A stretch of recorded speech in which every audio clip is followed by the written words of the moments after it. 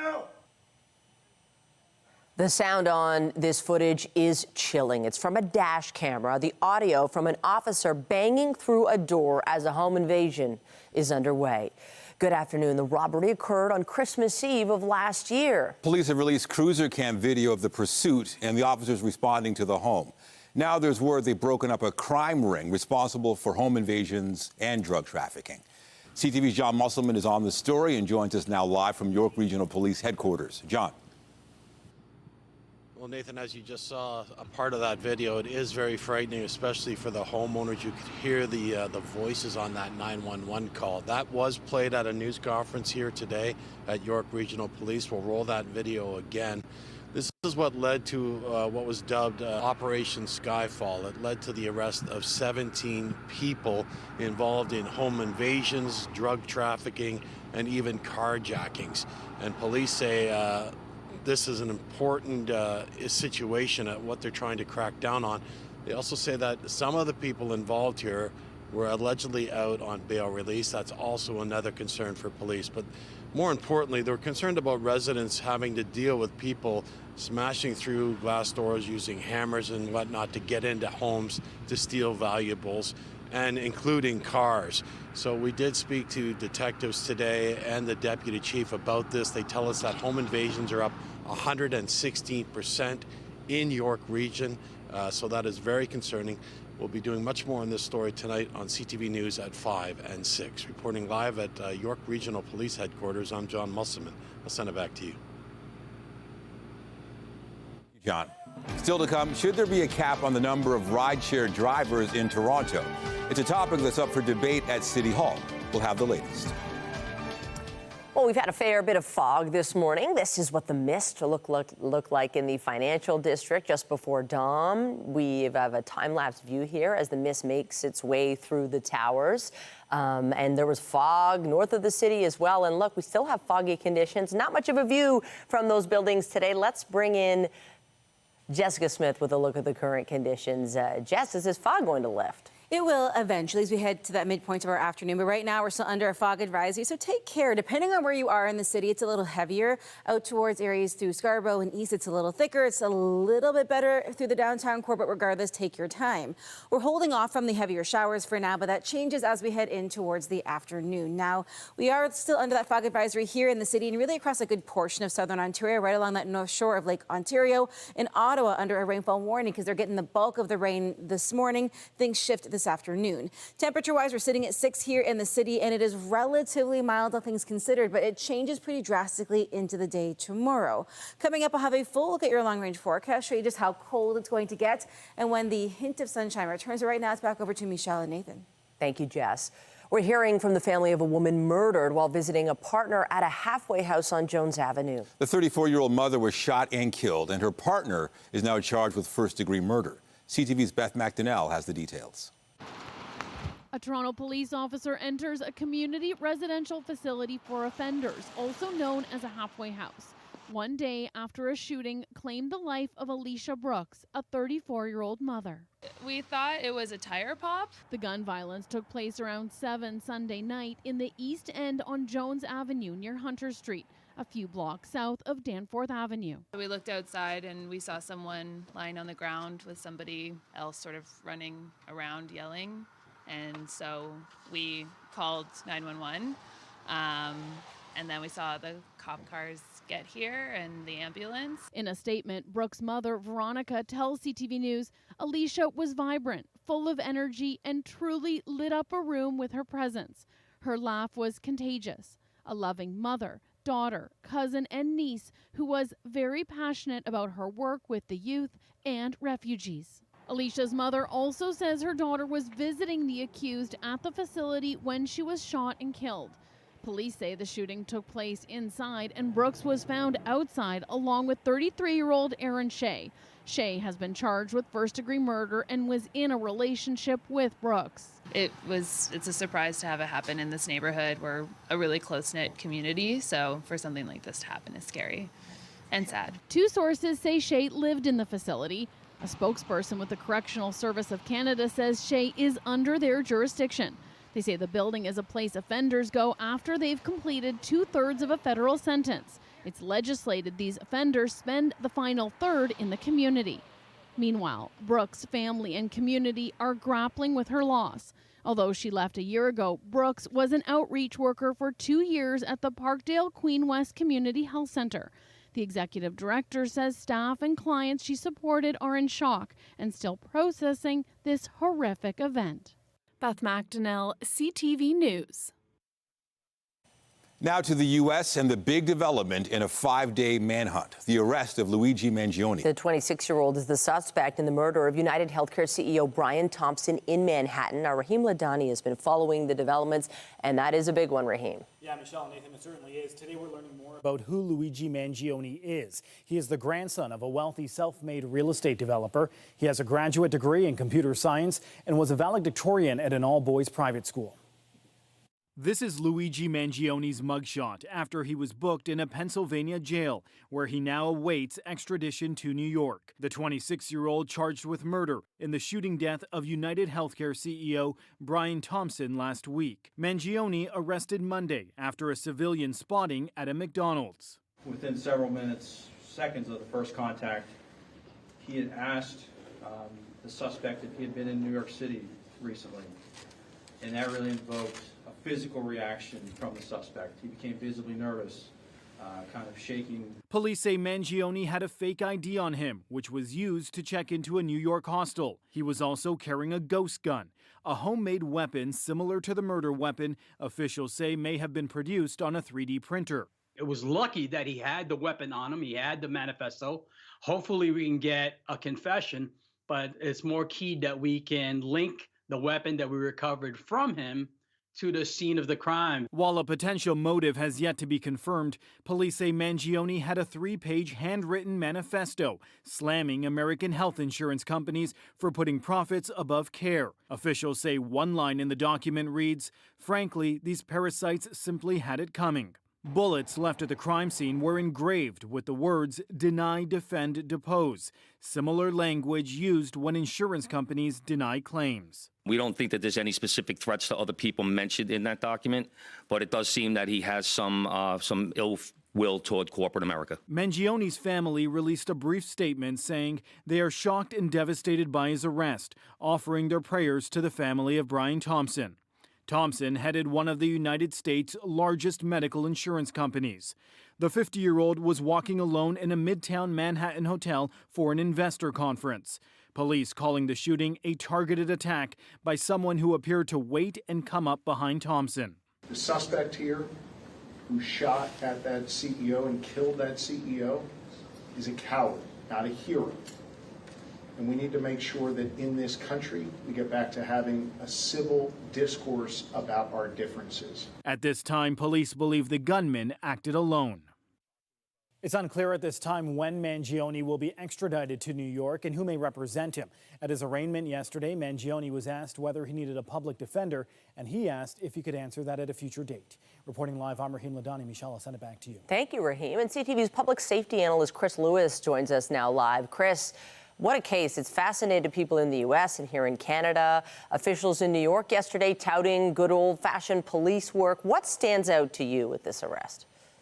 Well, actually, it is good old-fashioned police work. From the time this occurred, of course, highly publicized, police were able to track him through different video feeds and still camera shots they obtained from that, right across the city to the hospice. And we don't even know where they followed him from there, but they certainly became aware he was likely in Pennsylvania. The local police in Altoona, Pennsylvania, ultimately responded to a call, found fake ID, recognized him, and on from there. Of course, we're retrieving a gun, which we still don't know whether or not it was the gun that was used. But all of that combined with public tips is really how police work should go. And someone died, and that's awful, but the result is they've taken this guy off the street before it hurt somebody else. Does it surprise you this was someone with a well-to-do family, you know, had a higher education, and yet it's not family or friends or anybody, it was folks in a McDonald's who are the ones who tipped off police? Yeah, it's really interesting that way, isn't it? I mean, ultimately, if in fact he really did have a grievance against the healthcare industry or the healthcare insurance industry, he's from a very wealthy family. I mean, I don't think he'd be fighting for benefits as much as you or I might, But ultimately, if that's the cause, he's formed some sort of a mental issue towards these companies. And of course, then, downloading manifestos from people like the Unabomber, and obviously has some deep issues here, but certainly able to put all the together, including a weapon or weapons, we don't know yet, and get there ahead of time and target the individual and get away. I mean, this is a bright guy, but there's still definitely mental health issues involved in all of this. And you speak to that. I mean, when you say he's a bright guy, it's interesting that when he was arrested by police, he's got this backpack and all this so-called evidence. You would think somebody who's smart enough to pull this off, why would they have that on their person? Well, some people are really smart and they do unbelievable things, good and bad, but at the same time, they sometimes think they're invincible too, and don't think they're going to get caught. And so that could be part of it. Or, manifestos and some of the other issues aside, we don't know if it's the same gun. So maybe he got rid of that and he's got a clean gun, but still lots of evidence there to tie him ultimately to New York, to that scene. Hopefully they're digging up more. As social media is reporting all kinds of stuff. The police, of course, will have to confirm that sort of information gathered themselves for court presentation.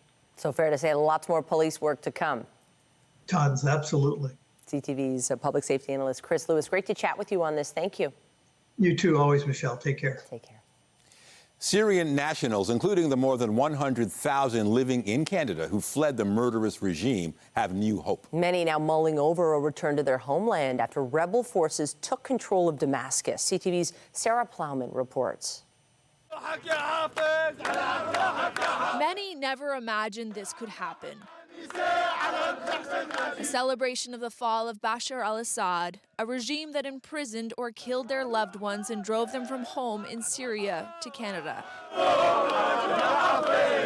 We're so happy that we have a country to live in peace. I'm so happy because most of my family were in the jail and they dead for their country. At his restaurant in St. John, life feels lighter for Ahmed Al-Bakour. A lot of people don't believe Bashar al-Assad left. Thank you, God. He's from Damascus, but left more than a decade ago. Lunch today is served with a side of hope. 99% people from Syria are very happy right now. And then I hope all the world help us to open all the jail in the Syria. One of Al-Bakour's relatives is now out of jail, but he doesn't know if his father, who was also thrown in prison, is alive. And there is the jail very hard. Since 2015, more than 100,000 Syrians resettled in Canada. I'm from Homs, so this is the worst city that Bashar al-Assad bombed and killed and destroyed. There's talk of moving back. Not in the moment, when things goes back to normal, and we will always be here and there. Others dream of stepping on Syria's soil for the first time. I've never saw my country before, and I would love to see it. A lot of uncertainty surrounds the country's future. Many hope through Assad's exit, democracy could enter. The Syrians need an opportunity to live. An opportunity to rebuild, they hope, without fear. Sarah Plowman, CTV News, St. John. To Israel now, where Prime Minister Benjamin Netanyahu has taken the stand in his long-running trial for alleged corruption. Netanyahu has called the allegations simply ridiculous.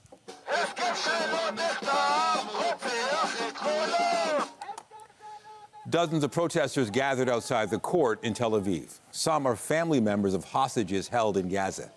Netanyahu has repeatedly requested to delay his testimony because of the conflicts in the Middle East. The trial comes as the prime minister is already facing accusations by critics in Israel of dragging out the war in Gaza.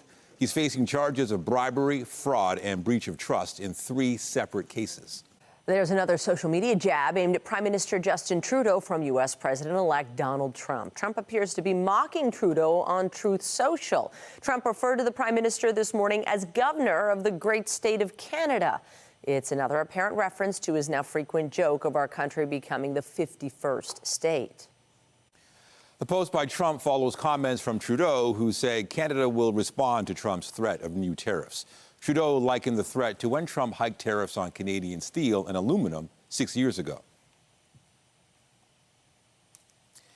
Meantime, a new poll shows 29% of Canadians would prefer to see Canada implement retaliatory tariffs against Trump's tariff threat.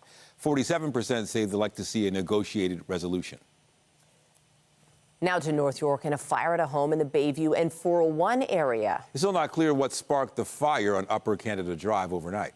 CTV's Mike Walker is on the scene this hour with more details. Mike.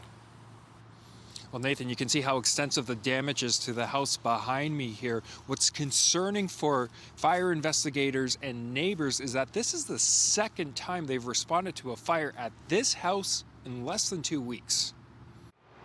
Police tape surrounds a home gutted by an early morning fire, the second blaze at this house in a matter of weeks. It's a bit disturbing, obviously, that everything's happening here. The home on Upper Canada Drive near Bayview in the 401 wasn't occupied when the blaze broke out just before 3 this morning. Crews arrived to find flames through the roof and out the upper windows. Fire crews responded to this home back on November 29th. In that case, 6 people were taken to hospital as a precaution. Officials haven't yet released the cause. When you get 2 fires so close together, you know, that's why we're doing the thorough investigation, the time frame of having the fires. Neighbors who didn't want to appear on camera tell CTV News they've seen people coming and going from this home at all hours. Apparently from talk with people in the area that there were people going in the home, possibly people sleeping in the backyard as such. Forensic investigators with police are also on scene. The Office of the Fire Marshal will also be investigating the cause. Now, an investigator with the Fire Marshal's office just arrived on scene moments ago. They're expected to be here all afternoon searching for an origin and cause and trying to determine if there is anything suspicious here. Reporting live, I'm Mike Walker. Nathan, back to you. At City Hall today, the mayor's inner circle will decide whether the number of rideshare drivers should be capped. It's a debate that has gotten the city in legal trouble before, and councillor is hoping this time the battle will go better. CTV's City Hall reporter Natalie Johnson joins us with the latest on the situation. Natalie. Well, it is a deja vu debate here at City Hall once again. Michelle, what has been a tumultuous file for this administration now front and center for round 2. Uber has representatives here at the executive committee today looking to make their case to the mayor. It was this week last year at City Hall that Uber was preparing to sue the city over a rideshare license cap that council had imposed suddenly and without notice. Well, last time after we put the cap in, there was a lawsuit. I didn't want the City of Toronto to waste enormous amount of money to battle it out in court. The city backing down then and circling back now after a year of consultation. Before the mayor's executive today, a proposal to cap the number of rideshare drivers in Toronto at roughly 80,000. Staff reporting that for every 100 vehicles on the road downtown, 14 are private transportation company vehicles, 4 of which are driving empty, waiting for or on their way to a fare. We are concerned. Congestion is an issue, and also there's a large number of vehicles that are moving around the city without passengers. And so, how do we find the right balance? And so, the data led us to what we're proposing today. Uber, though, has fired back, accusing the mayor of jeopardizing the cost, reliability, and safety of ride-sharing. This is an ideological issue for the mayor. Right from day one, she came into council and was determined to put a cap on rideshare, but she's offside with the public. She's offside with Torontonians who are looking for choice, convenience, and affordability. The mayor's executive will today decide whether to support the cap and limit ride-sharing on the roads. I don't certainly want to get in a fight with Uber because it's Christmas time. People want to make sure they can get home from their party, but I think we really need to see just what will the traffic bear in downtown in particular. Uber has pledged to collaborate with councillors, saying it's too soon to say whether another court battle could be in the cards. We don't know what Uber would do. We'll see. The question for council is whether this file is worth the fight. And the mayor's executive is meeting here inside Committee Room 1 as we speak. The rideshare licensing cap issue will come up later this afternoon. At that point, we will be hearing directly from Uber and other stakeholders. This is their last chance to weigh in on this file before council has the final say next week. Reporting live at City Hall, I'm Natalie Johnson. Nathan, over to you. Thank you, Natalie. The University of Toronto's Geoffrey Hinton has received his Nobel Prize for Physics. The man known as the godfather of AI was honored along with his co-laureate at a ceremony in Stockholm today.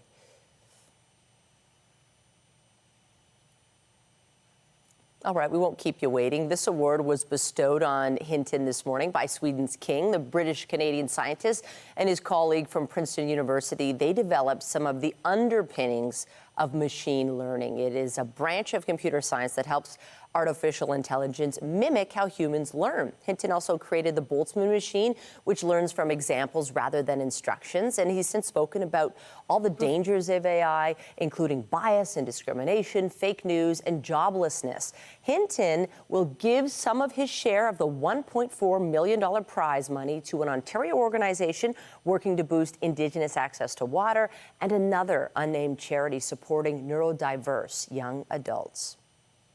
The latest now on the Canada Post strike, and it does not look encouraging. The Crown Corporation is saying it does not see an end in sight.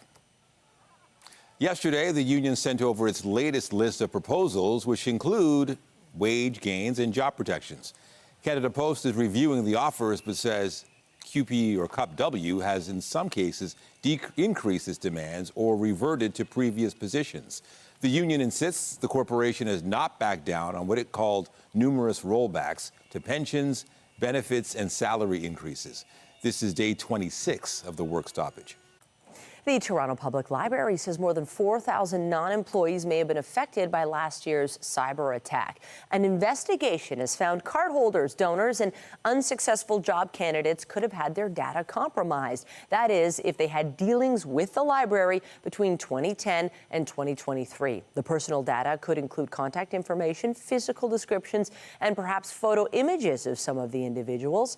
Toronto Public Health says this latest update serves as a final notification to those who may have had their data exposed. The hack was discovered in October of 2023, bringing online services to a halt until March of this year. Jess. Well, it's a mild day once again, but another one that is overcast and comes with a chance of some active weather, so you'll want to prepare accordingly when it comes to your commute as you head throughout your day. We are watching for the fog right now to eventually lift this afternoon and be replaced by showers, heavy at times, especially into the east end of the GTA. But again, we are sitting well above normal, 7 degrees when we should be at 2, and that sunset time 4:40 p.m. Coming up, I'll have a full look at your long-range forecast, including what we can expect when it comes to a bit of a cool down on the way. Those details just ahead.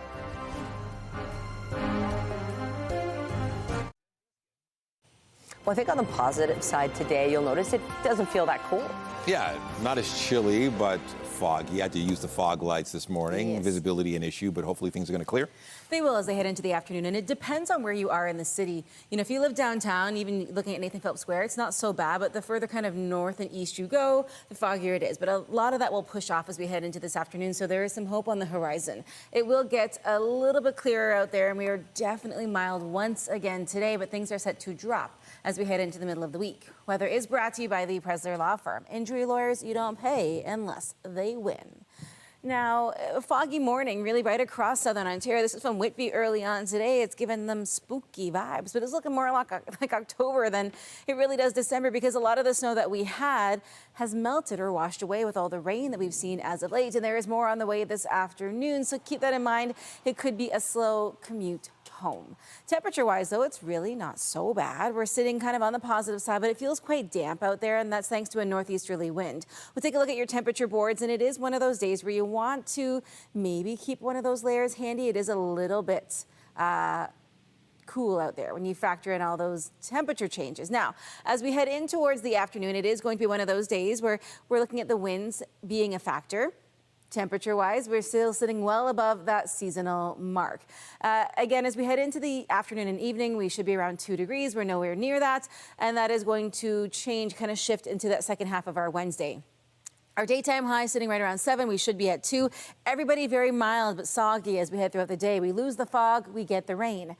As we head into this evening, a lot of it pushes out as we approach midnight, but we stay really warm. We should be at -5. We'll sit at 4 degrees, and everybody's sitting well above the seasonal mark. Parry Sound, Bancroft should be at -11. They'll sit right at the freezing mark.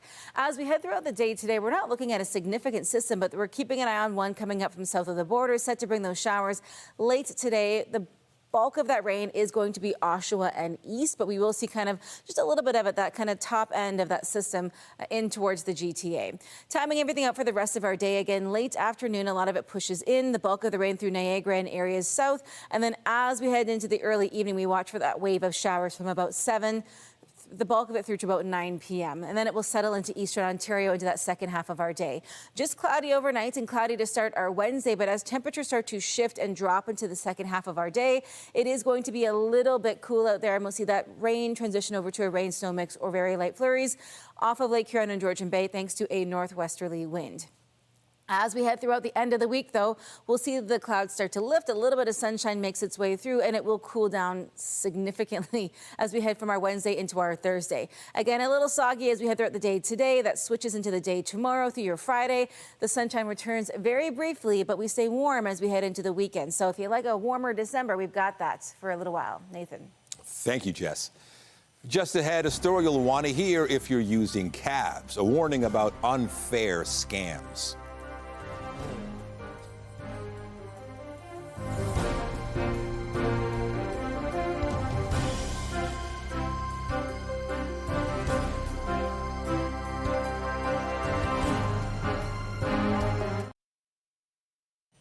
We have some important information if you're a cab user in Toronto. The number of scams reported is through the roof. More than 800 have been reported so far this year. $1.6 million stolen. CTV's Pat Foran has this consumer alert. And then I was loading all the groceries that I shop.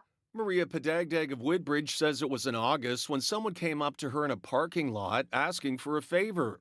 And this lady came from behind my car and she said, "Can you help me pay my taxi?" This scam involves two scammers. One finds a Good Samaritan and says that they've taken a taxi ride, but the driver won't accept cash. Could they pay with their debit card in exchange for cash? But once the Good Samaritan hands over the card, the driver copies the PIN, switches the card, and goes on a spending spree. And then the lady gave me the $10 in exchange of the $9.75, right? And I went off. Maria says 4 days later, she got a call from her bank saying her account had been overdrawn. She was scammed out of $14,000. I was just trying to help her because I thought she needs help. They're trying to switch your card, so they're giving you a duplicate or one that looks similar to yours and keeping yours. So now they've got your card and they've got your PIN number. Toronto police get complaints about taxi scams every day. There's been an increase in fraud since criminals are able to buy generic taxi signs off websites like Amazon. If it's a taxi sign on the top of the roof that has, a charging cable that comes in and snakes through the window and plugs into their cigarette lighter, that I can guarantee you 100% of the time will be a fake taxi. Police say beware of any cab that doesn't accept cash or have a meter and never hand over your debit card. Maria's been waiting for almost 4 months to get her case resolved. She is with the Bank of Montreal. After we contacted the bank, a spokesperson said, "We immediately reviewed this matter after our customer was in contact with us. The case has now been resolved as part of our regular process." Maria has now been given a full refund of $14,000. Thank you, CTV. Thank you, Mr. Pat Foran. For me, it's magic. Thank you so much. Pat Foran, CTV News. A sentencing hearing continues in Vancouver today for a woman who passed herself off as a nurse treating nearly 1,000 patients. Crown prosecutors say she should be given an 8-year jail term. CTV's Ben Nesmith has more. Former patients of Bridget Clareau fought through tears as they described how her actions have impacted them. The women among the many who were administered powerful drugs by the convicted imposter while in for surgery at a Vancouver hospital. "I'm always on high alert. I'm nervous and I don't trust anyone. My life will never be the same since this criminal touched me," said a woman whose identity is protected by a publication ban. Clareau, now 53, often shook her head while sitting in the prisoner's box. In July, she pleaded guilty to several charges, including fraud over $5,000, impersonation using forged documents, and assault. According to an agreed statement of facts, Clareau used the name and credentials of a real nurse to get a job at BC Women's Hospital in June of 2020. Over the course of a year, she treated nearly 900 patients, many of whom were going for gynecological surgery. Her duties included administering pre-operation sedation as well as post-operative care, which Claro had no valid certification to carry out. Fentanyl and hydromorphone were among the drugs she gave to patients. She also treated more than 50 patients at a Vancouver Island surgical clinic in November of 2020. She was previously jailed in Alberta for impersonation and is currently serving a 7-year sentence for impersonating a nurse in Ontario. Crown is asking for an 8-year jail term to be served consecutively to the Ontario sentence. CTV News spoke to another victim when the allegations came to light in 2021. To find out later on that one of my caregivers was not actually a caregiver at all was absolutely so violating. Last year, a Supreme Court judge certified a class action lawsuit filed on behalf of the patients against the Provincial Health Services Authority who hired Claro. Her defense will have its turn to address the courts in the criminal matter Tuesday. Ben Nesbitt, CTV News, Vancouver. Now to a study that highlights the staggering cost of dealing with a cancer diagnosis. It can take a devastating toll and carry many hidden costs. CTV's Alison Bamford reports. Piece by piece, like a jigsaw puzzle, Daphne Xavier navigated through her cervical cancer diagnosis one step at a time. Not knowing exactly what would happen, I think that's the most stressful thing, at least for me. She's cancer-free now and considers herself lucky. Accommodation and travel costs were reduced through community supports, and most of her medication was covered under student insurance. I can rest assured that I have my medication at the end of the day and I can rely on that. But if I couldn't afford that, I would be extremely stressed. A new report from the Canadian Cancer Society estimates the average patient will face nearly $33,000 in out-of-pocket cancer-related costs in their lifetime. Chemotherapy and radiation are covered, but some prescriptions and take-home drugs aren't, and patients still shoulder travel costs and lost income during treatment and recovery. Particularly for people who live in rural and remote communities, the cost of getting to cancer treatment can be astronomical. Or for those who have to move cities, like Harjeet Kaur, who lives in Edmonton but needed a stem cell transplant in Calgary. And we had to pay rent in Edmonton and in Calgary. About 20% of Canada's total cancer costs fall on the patient, amounting to roughly $7.5 billion this year alone, expected to rise to $8.8 billion over the next decade. When people need to make the difficult decision between these kind of financial constraints and out-of-pocket costs in their care, some do opt to either delay or forego some of their treatment. Advocates say national drug coverage for take-home cancer medications and caregiver tax credits could help bring some of those costs down. Alison Bamford, CTV News, Saskatoon. The end of 2024 is fast approaching, and Google has unveiled its list of most trending searches. It includes a list of interest, or a lot of interest, in soccer and, of course, famous people. Joining us now is Hibak Ali, a search trends expert with Google Canada. Sounds like a fun job. Hibak, let's start with the top search of the year. What was it?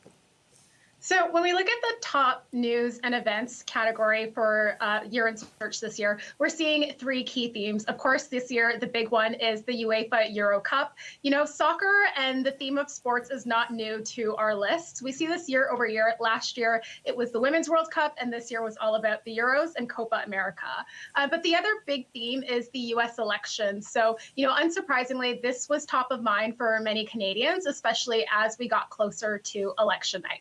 But then the last theme that we're seeing is provincial matters and some of the issues that are closer to home. So we saw the BC elections and the Jasper fire, and then a lot of labor disputes this year. So of course the LCBO and the Air Canada strikes, and then the ongoing Canada Post strikes. They're having a lot of Canadians searching for information and asking questions. All right, that is good. Okay, so what about celebrities? Who are people searching for?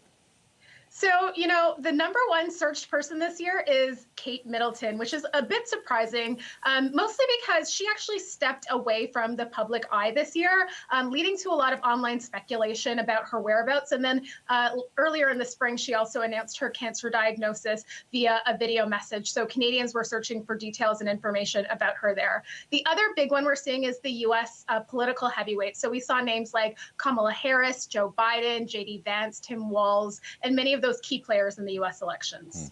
What about the Taylor Swifts and Drakes and Beyoncés? I'm sure they were high on the list.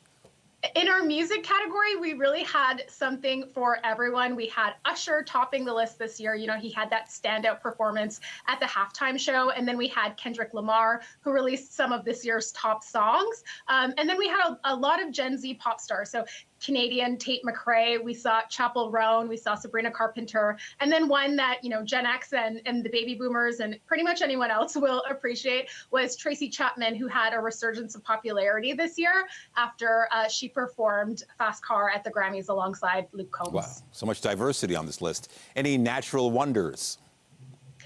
In our questions category, we saw a lot of questions about the solar eclipse.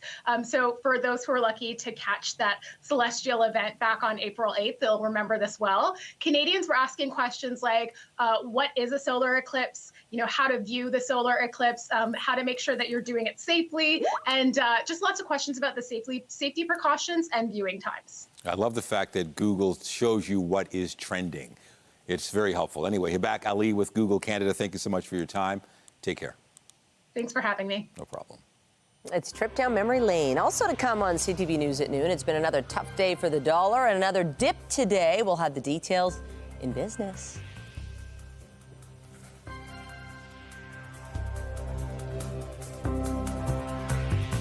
Get Toronto's top stories, breaking news alerts, and watch live. Download the CTV News app. In Parliament, Prime Minister Justin Trudeau has faced his third consecutive non-confidence vote. His government survived thanks to the NDP, which tried unsuccessfully yesterday to pressure the Liberals to expand the holiday affordability promise. CTV's Rachel Aiello explains.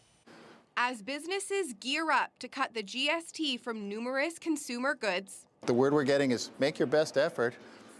Today, the majority of MPs signaled they don't want the 2-month tax break broadened. Yes, they're saying. The only NDP Opposition Day motion of the fall, calling on the government to extend the tax relief, as well as expand eligibility of the $250 rebate to non-working Canadians, was defeated. We think that tax cuts should be permanent for the working class. They want it to be temporary. We think that seniors and people living with disabilities should be able to get that check. The Liberals don't agree. The fate of those checks is still hanging in the balance, with no word on if or when the government will make that promised rebate a reality. Meanwhile, the GST break bill is still before the Senate, but it is on track to pass in time to be enacted on Saturday.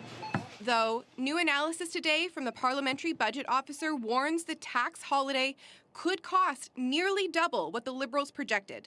That if provinces insist on being compensated the $1.3 billion in revenue that they are set to lose from their portion of the HST. So far, no indication from Ottawa that they intend to cover the whole cost, defending the policy as is. This is going to be major tax savings, and it's going to provide stimulus for economy, which is very, very positive. The vote on Singh's effort to expand the holiday affordability package took place right after the Liberals survived their third Conservative non-confidence motion of the fall sitting. I declare the motion defeated. Today, Pierre Poilievre pushed a new motion, this time not angling to bring the government down, rather calling on Trudeau to eliminate the GST off of one of Canadians' biggest purchases. They can stop taxing new homes. That report from CTV's Rachel Aiello.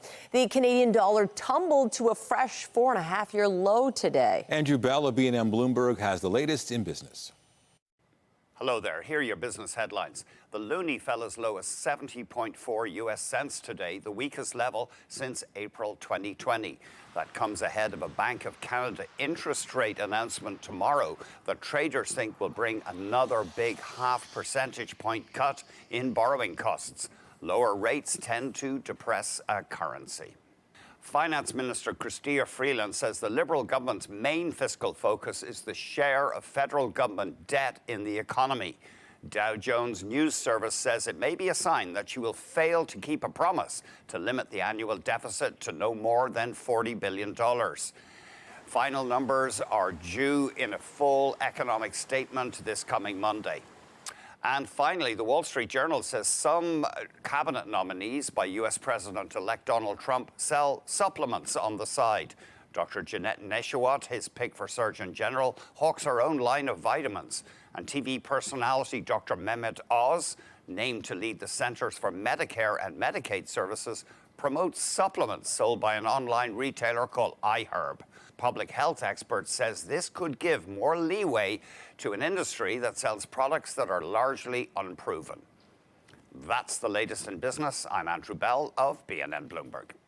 In sports, the Toronto Raptors were looking to avoid a third straight loss last night, taking on the New York Knicks. OG over to Towns. He's going to launch the three.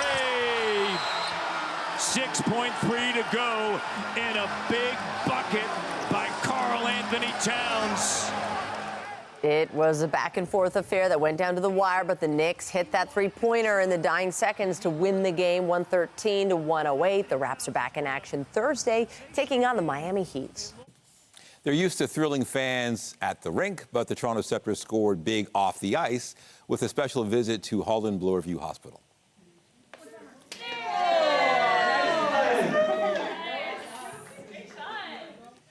This was the first ever visit by the PWHL team to a hospital since its inception last season. 4 players from the Raptors played interactive hockey games with the patients and answered questions about their lives and careers. They get so much out of visits like this. Visits like this bring so much joy, happiness to our kids here. A lot of our kids are staying here over the holidays, so to be able to kick off the holidays with a team visit is so awesome. I feel like this spot might not always be the happiest place for them to be, but I think when they get to interact with us, you can see how much joy and happiness it brings to them, and it feels the same for us. It's something that we don't do normally, so it's a special occasion for us to be here and to interact with the kids, and it really means a lot. The Raptors return to the ice December 18th to take on the New York Sirens. Coming up, what would you do if you won $40 million? We'll hear from a man who now gets to answer that question in real life. The latest multi-millionaire just ahead.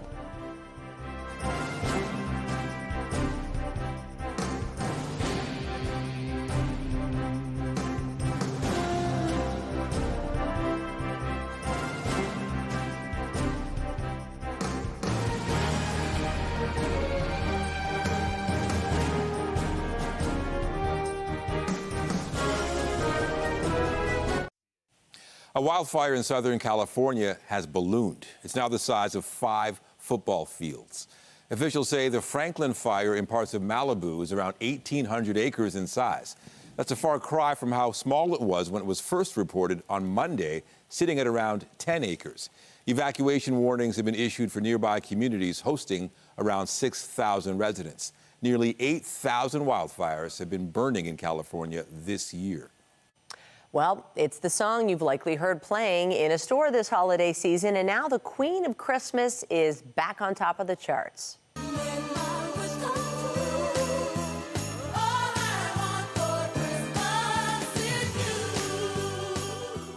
It never gets old, apparently. Mariah Carey's All I Want for Christmas Is You, topping the Billboard 100 3 decades after its release. A lucky Montreal man is retiring early as a multi-millionaire after winning half of a massive $80 million jackpot. I feel very good. Jean Lamontagne says he always plays the same numbers, and it paid off nicely. The 63-year-old is now planning to travel and spoil loved ones for the holidays. The jackpot will be split with another winner in Alberta. Only one other pair have ever won the record-breaking sum in Canada. That's a lot of dough. And who cares if they have to split it, because it's a lot of money. I love how happy he is. I love it when the winners are just fist pumping and enjoying. If I won $40 right now, I'd be so happy. But you know, $40 or $40 million, it's a great prize and a great way to step into the holidays. Now, the weather maybe not so much, because things have been a little bit all over the place. We saw a little snow. Now we're back above seasonal, dealing with rain that has washed away the bulk of that flurry activity that we had as we make our way through our Tuesday, and there's more on the way this evening. We're looking at a pretty unsettled day ahead of us, albeit a mild one with a fairly light northeasterly wind. A few light showers making their way through right now areas north and east of the city. The second round of rain comes for us later on this afternoon, but the bulk of that heading kind of Oshawa and east. But the GTA in general will see a few light showers. Temperature-wise, it's 7 degrees right now, 10 through Niagara, 8 in Windsor, -2 in Ottawa. We're all kind of holding on at or well above where we should be. Now, into the day tomorrow, mild to start, and then the winds will shift. We have a northwesterly flow prompting some lake effect flurry activity and a significant cool down into our Wednesday evening. So be prepared for the potential of a little flash freezing. It turns itself into some flurry activity likely on our Thursday. The sun comes out briefly but does nothing to warm things up. And then we head into the weekend cloudy but mild. All right. Thank you, Jess. And that is CTV News at noon. Remember, you can get Toronto's breaking news all day long on CP24 and at ctvnewstoronto.ca. For Jessica Smith and the whole team here at CTV News, thanks for watching. Have a wonderful afternoon. I'm Michelle Dubé. And I'm Nathan Downer. Be sure to join us later for CTV News at 5 and 6. Take care.